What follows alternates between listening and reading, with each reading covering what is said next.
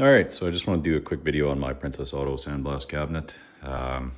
Be the same for any of the Harbor Freight or any of the other cheap Chinese cabinets you come across. I've used these in the past, wanted one for the shop here for a while. Straight out of the box, they're not the greatest. The siphon tube system they have, it tends to clog up quite a bit and you're constantly fighting with it. Tacoma makes a nice upgrade kit for these with upgraded metering valve and a better gun. I didn't want to spend the money right off the bat for the amount of blasting I do, so kind of fabbed up my own here. So I'll show you what I did, take it for what it's worth. Like I said, it's been working pretty well for me so far. So what I did is just a 1-inch pipe flange there. Drilled it out with a hole saw, ran a couple machine screws there, bolted to the inside. Just use a sealant gasket in between. From there it just goes to a nipple into a 1-inch T with a 1-inch pipe plug at the bottom. So I can either pop this plug and drain it, or there's still enough room here I can flip the hatch and open it that way. From there it just goes to a 1-inch 4-inch nipple. I threaded that 1/8 pipe thread and just added this little bleeder valve here. So you use that to adjust your metering. Wide open you get most amount of air, least amount of abrasive, and I find about halfway there seems to be pretty happy. From there it goes to a 1-inch to 1/2-inch reducer to a 1/2-inch pipe thread by 5/8 hose barb. I did upgrade the factory hose that it came with. That stuff was pretty stiff. I found this stuff here is a bit softer and pretty happy with that. Other than that,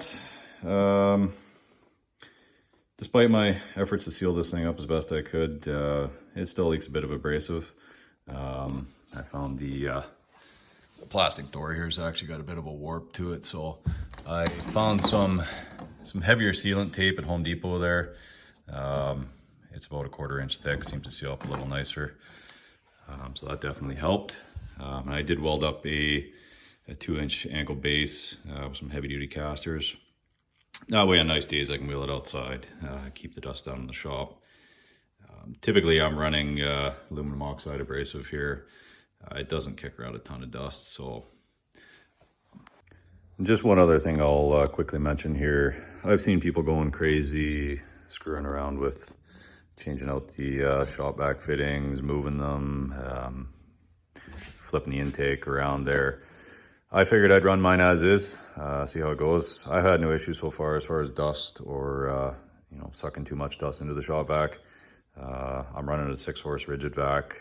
I do run a filter bag in it just to keep the dust down, as well as a HEPA filter. Seems to work pretty well for me. I haven't had any issues as far as visibility or losing too much abrasive.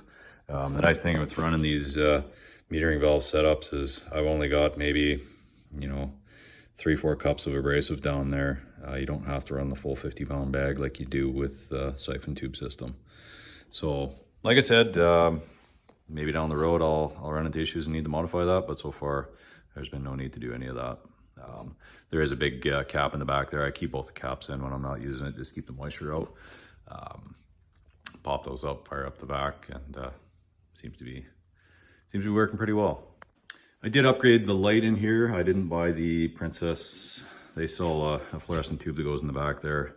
I've had those. They're pretty crappy for what you pay. So what I did is flip it on here for you. I just got a watertight housing with a couple flood bulb holders there. Bolted up in the factory spot. Throws a decent amount of light. I'm pretty happy with that. I was thinking I might add another one up in the other corner here, but so far I haven't needed that.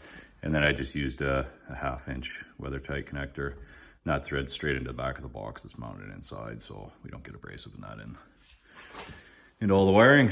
Other than that, I run it off my 60-gallon Ingersoll. It's just a 3-horse single stage. It keeps up enough for doing small parts. If you're doing anything bigger, you definitely want something bigger than that, but we're just doing small parts around the project, around projects here for the shop, so gets the job done. If you got any questions or comments, fire them down below, and yeah, hopefully we'll get to see this thing in action here in some upcoming videos.